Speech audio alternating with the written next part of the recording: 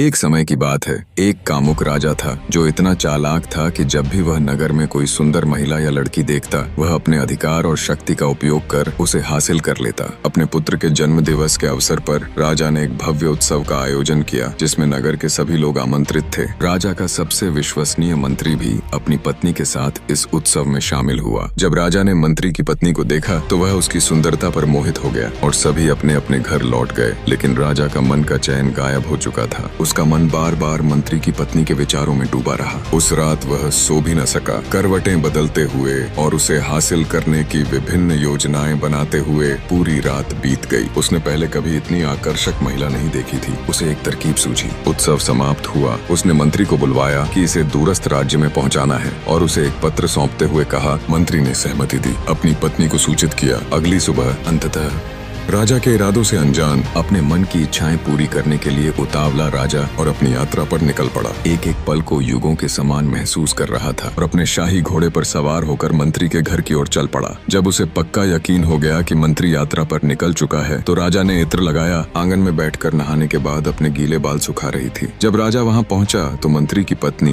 राजा को देखते ही वह तुरंत खड़ी हो गई और सम्मान पूर्वक अभिवादन करते हुए बोली, महाराज की जय हो। राजा ने हाथ उठाकर उसका अभिवादन स्वीकार किया और बोला, जिसका नाम कपाला था। कपाला ने बड़े आदर और आतिथ्य के साथ राजा का स्वागत किया। सोचा अपने विश्वसनीय मंत्री के घर का हाल चाल ले लूं। मैं बस इधर से गुजर रहा था। स्वादिष्ट व्यंजन परोसे, लेकिन राजा वहां खाना खाने नहीं आया था और उनकी खूब खातिरदारी की। थोड़ा बहुत खाने के बाद उसने अपने इरादे जाहिर किए और उसकी सुंदरता की तारीफ करते हुए कहा, मैंने अपनी जिंदगी में तुम जैसी सुंदर महिला पहले कभी नहीं देखी। कपाला, जो एक समझदार और पतिव्रत नारी थी, पहले ही राजा के गलत इरादों को भांप चुकी थी। उसे एहसास हो गया था कि राजा ने जानबूझकर उसके पति को बाहर भेजा है, महाराज, ताकि वह उसे अपने जाल में फंसाए। उसने जवाब दिया, मुझे बताइए राजा, शेर को यह शोभा देता है कि वह झूठ बोले और गंदगी में मुंह मारे? यदि न्याय देने वाला ही अन्याय करने लगे तो प्रजा कहाँ जाएगी? आपको अपने मंत्री की पत्नी से ऐसी बातें करना शोभा नहीं देता। कपाला की समझदारी भरी और आंखें खोल देने वाली बातें सुनकर राजा को अपने आप पर बहुत शर्मिंदगी महसूस हुई और उसे अपने कृत्य पर पछतावा हुआ। इधर मंत्री कुछ ही दूरी तय कर चुका था कि उसे याद आया कि वह राजा का पत्र घर पर ही भूल आया है। उसने तुरंत अपने घोड़े को मोड़ा और घर की ओर दौड़ा।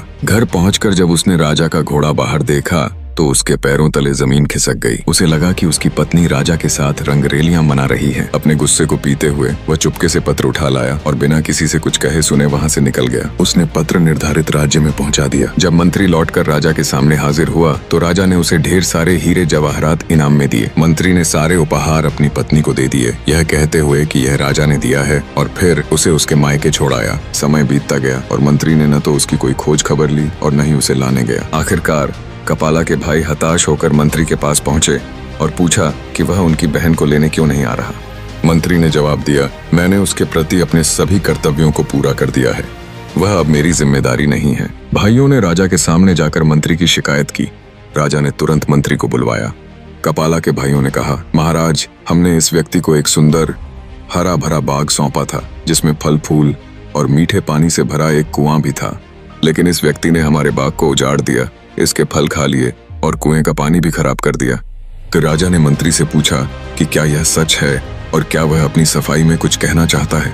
मंत्री ने जवाब दिया, महाराज, मैंने बाग को उससे भी बेहतर हालत में इन्हें लौटाया जैसा मुझे सौंपा गया था। राजा ने कपाला के भाइयों से पूछा कि क्या यह सच है। उन्होंने स्वीकार किया, हाँ महाराज, बाग पूरी तरह सुरक्षित है, लेकिन हम यह जानना चाहते हैं कि उसने इसे क्यों लौटाया। मंत्री ने समझाया, महाराज, मैंने बाग को ईर्ष्या या नफरत के कारण नहीं लौटाया। एक दिन जब मैं बाग में गया तो मुझे शेर के पंजों के निशान दिखे। मुझे डर लगा कि कहीं शेर मुझे भी न खा जाए, इसलिए मैंने बाग में जाना बंद कर दिया। राजा, जो सारी बातें ध्यान से सुन रहा था, अपने सिंहासन से खड़ा हुआ और बोला, मंत्री साहब, अपने बाग में बिना किसी डर के वापस जाओ। इसमें कोई शक नहीं कि एक शेर तुम्हारे बाग की ओर गया था, लेकिन वह शेर न तो कोई निशान छोड़ सका, न ही एक पत्ता तोड़ सका और न ही कोई फल खा सका। वह शेर थोड़ी देर वहां रहा और फिर निराश होकर लौट गया। मैं उस ऊपर वाले की कसम खाता हूं, मैंने तुम्हारे बाग के चारों ओर लगी मजबूत दीवार जैसी पहले कभी नहीं देखी। इसके बाद मंत्री सीधे अपनी ससुराल गया और अपनी पत्नी कपाला को वापस ले आया। यह मसला बिना कपाला की इज्जत उछाले सुलझ गया और दरबार में बैठा कोई भी व्यक्ति पूरी तरह से कुछ समझ नहीं पाया। ऐसी ही और कहानियों के लिए चैनल को सब्सक्राइब करें और चैनल पर बने रहें। आप सभी का तहे दिल से धन्यवाद।